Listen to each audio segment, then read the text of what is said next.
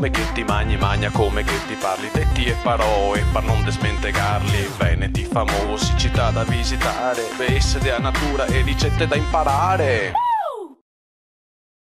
Signori e signori, benvenuti a questa nuova puntata di Gondola. Vediamo che parola ci proporrà Leo e quali saranno gli aiuti di Raise e di Elfontego. Leo, vai!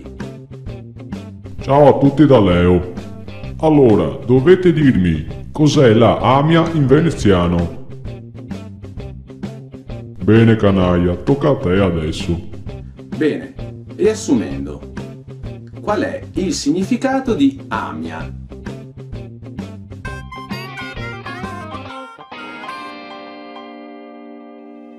Cari spettatori, benvenuti a questo nuovo appuntamento con Raise.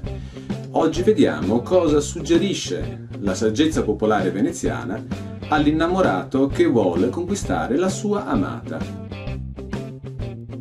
Molto pragmaticamente sostiene: chi vuol el pomo sbassa a rama, chi vuol amorosa caressa a mamma.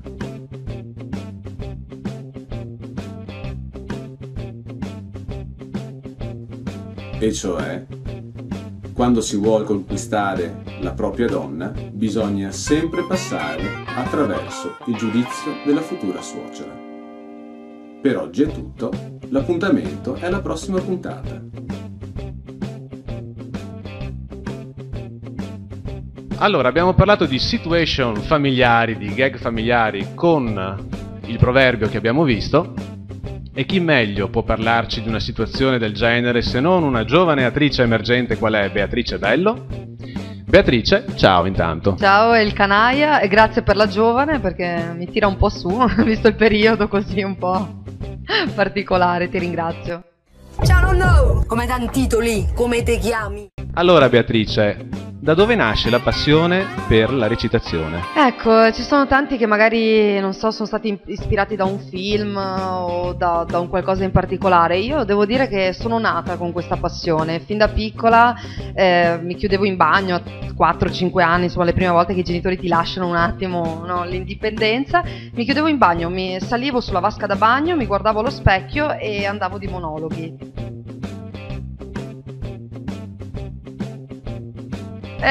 Improvvisavo delle imitazioni, soprattutto di zii, zie, professori, e vedendo il successo che riscuotevo ho cominciato a credere, beh, forse potrebbe essere un mestiere, e così mi sono buttata. Ok, ascolta, meglio lo schermo o il teatro?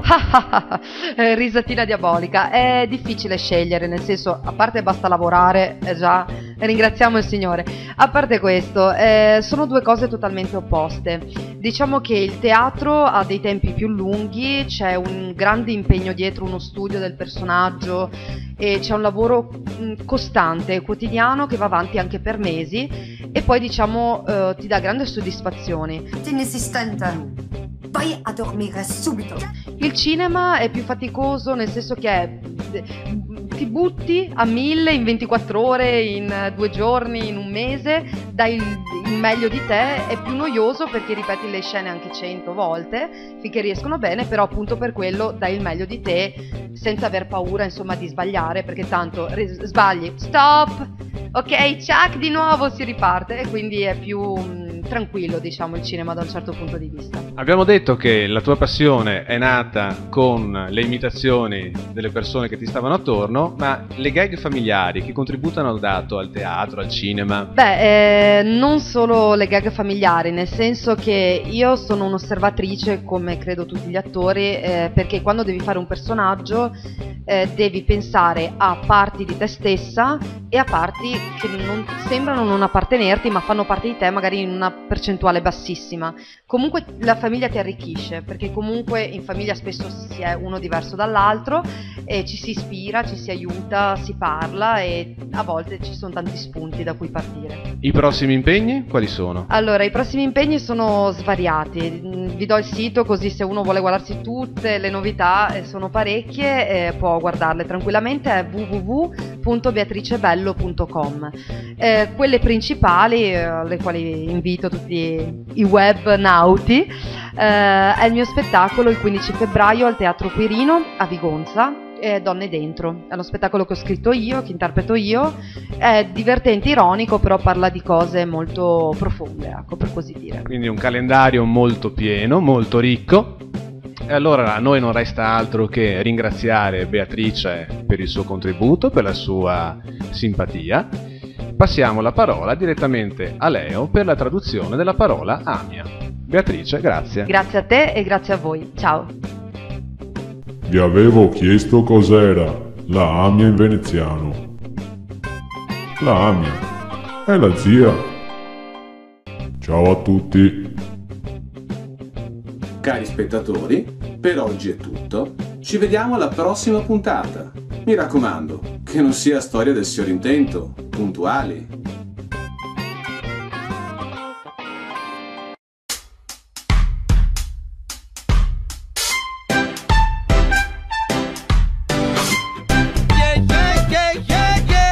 Questa è la storia del signor intento che dura tanto tempo e mai se destriga. Ti vuol che ti accampa o gusto che ti adiga.